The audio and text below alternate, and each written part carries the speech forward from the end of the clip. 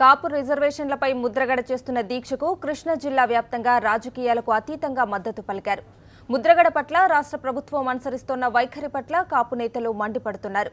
ప్రభుత్వం కాపులను బీసీలో చేర్చే అంశంపై చిత్తశుద్ధిగా వ్యవహరించకపోవడం, కాపు కార్పొరేషన్కు నిధుల కేటాయింపు, రుణాల మంజూరీలో చూపుతున్న నిర్లక్ష్యం వల్లే కాపు వర్గాలు ప్రభుత్వంపై నమ్మకాన్ని కోల్పోయాయని పలువురు అభిప్రాయపడ్డారు. ముద్రగడపై పోలీసులను ప్రభుత్వం ప్రయోగించడం దారుణమన్నారు. ముద్రగడ ప్రాణాలకు రక్షణ లేకుండా పోయిందని, దీనికి ప్రభుత్వమే బాధ్యత వహించాలని కాపు సంఘం తీర్మానించింది. అంతకుముందు విజయవాడలోని ఐలాపురం హోటల్లో కాపు సంఘాల సమన్వయ వేదిక ఆధ్వర్యంలో జిల్లాలోని కాపు నేతలు రాజకీయాలకు అతీతంగా సమావేశమయ్యారు.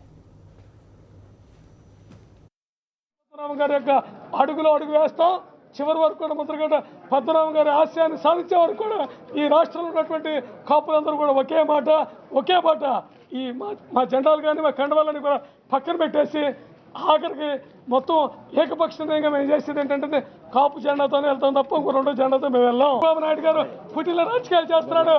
బ్రిటిష్ వాళ్ళగా విభజించి పాలించినటువంటి సిద్ధాంతానికి ఆజ్యం పోతున్నాడు చంద్రబాబు నాయుడు. వంగవీటి మోహన్ రంగా గారిని ఈ తెలుగుదేశం ప్రభుత్వం పట్టణ పెట్టుకుంది. ఇవాళ ముద్రగడ పద్మనాభం గారిని కూడా పట్టణ పెట్టుకోవాలని చెప్పని ఉద్యమాన్ని నీరు కార్చాలని చెప్పని ప్రయత్నం జరుగుతుంది.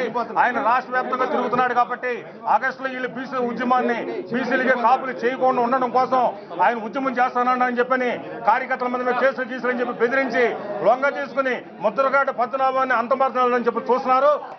ఏనాడైనా నీకున్న కాలేజీలో వందలాది కాలేజీలో ఏ ఒక్క కాపు విద్యార్థి గారు నువ్వు చదివించావా ఉచితంగా అని మంత్రి నారాయణరావు నిన్ను అడుగుతున్నాను. గంటా శ్రీనివాస్